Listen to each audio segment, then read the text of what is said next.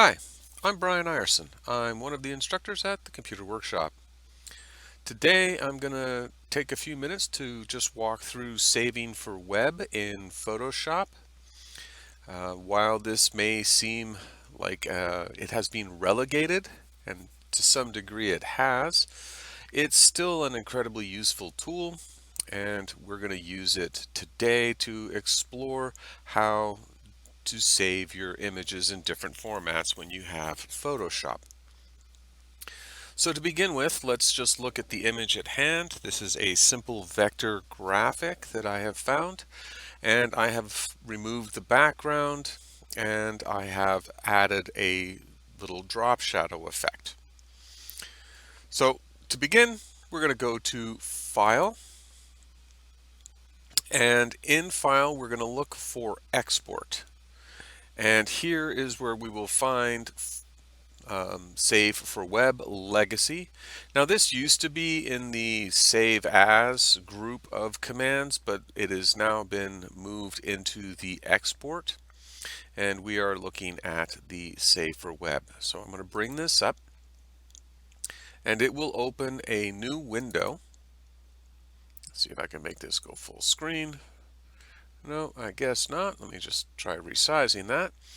Now you can look at the original image, you can look at this as the optimized version of this, and for now I'm going to look at this as 2 up. Now looking at this as a 2 up image, you're going to see here we have the original on the left and the optimized version here on the right. We can see we have a series of presets. We have some GIFs or GIFs running from 128 dithered down to restrictive and no dithering. So what in the world is dithering? When you have a vector-based graphic that has transparencies and color shifts, gradients, what is actually happening is that each variation in color is being made into its own shape and is abutting the next color with its own shape. As we sort of pull back, we will see all of these as a nice gradual transition. So that is the dithering, when we start to see those bands of color as opposed to a nice even gradient. Now at this point, I'm going to just really focus on the GIF. We have JPEGs and we have PNGs. So let's just do a GIF, restrict it, and you can see here these are the web safe colors, and it has greatly impacted how this image would be saved and rendered. If we were to go to the GIF 128 with the dithering, we are going to encourage transparency here. You can see there is a slight halo of white around the drop shadow. Now I'm going to zoom in on this, and I'm going to do that by using the Control Plus keyboard shortcut. Using the space bar to move around, I will now be able to sort of show you that white edging to the drop shadow in order for the GIF to render out this effect. This is what the original looked like, and you can see it just is not going to hold up. You can see how this is beginning to dither. We're getting bands and little spots of color as opposed to a smoother gradient. Now we can increase the number of colors here all the way up to the maximum 256, and that gives us a little bit better quality of an image. We still will have some of those dithering effects, and you can actually change the color of your matte.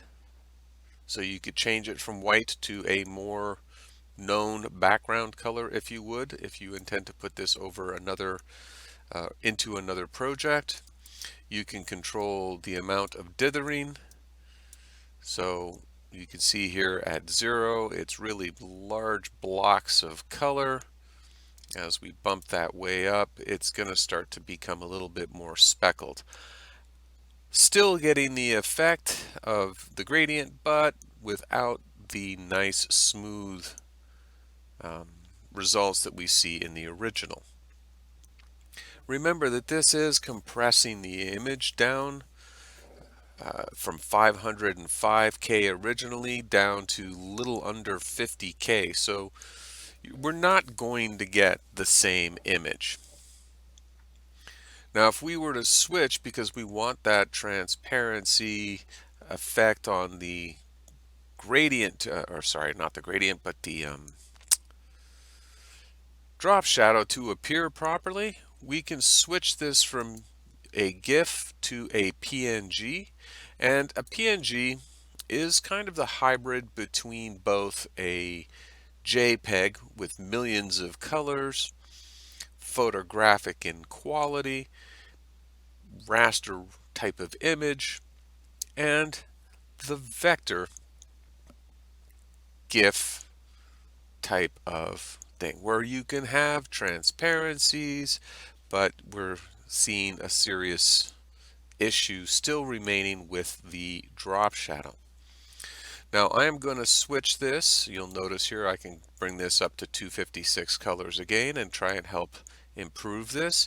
This is still dropping this down to 30, call it 39K. So it's a substantial reduction in the size of the file, but the quality just isn't there.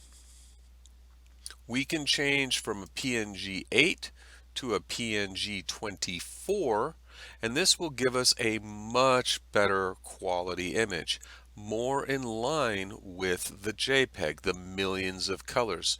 Notice that gradient is much nicer.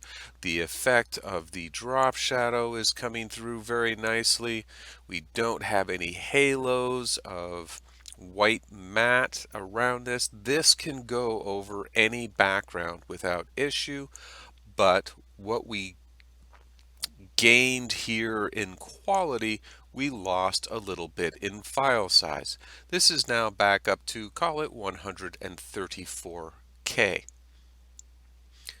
So these are some of the things that you want to consider when you're getting ready to save the image. Now, if I have zero transparency and I want to keep the best quality I can go for a JPEG. And personally, I would never use a low quality JPEG because you can see all of these artifacts. In other words, it's compressing this in large groups of color into single blocks. And you can actually see the pixels. You can see the degradation to this. Now, when you choose JPEG, any of the presets that you choose here, you will be able to adjust the quality by using the drop down below, where you can set it to low, medium, high, very high, or maximum. Now, if I go to maximum quality, you are going to get a much nicer quality image.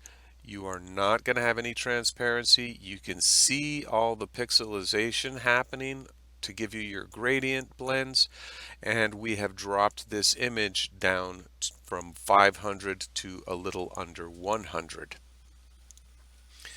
Now I'm going to go ahead and usually start at a high quality, a little less compression, but still looking for a reasonable quality image, and the file size is considerably lower. We're down to a little under 32K.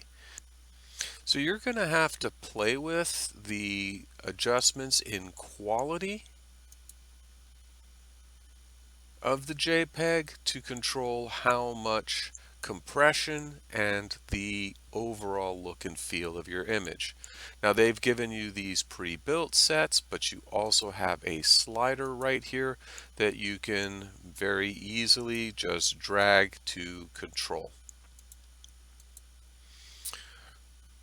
Once you have got your image quality and image size balanced in a reasonable way that you can successfully upload and download this image quickly, you are ready to simply go ahead and click save and tell it where you want to save your file.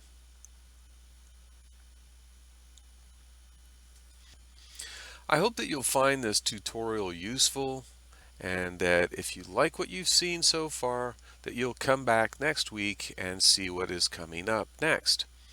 Now, I do want to ask, if you really do like what you're seeing in our little Friday presentations, please go ahead and subscribe to our channel. We do put out new videos every week, so you never know what's coming next. Until then, take care for now.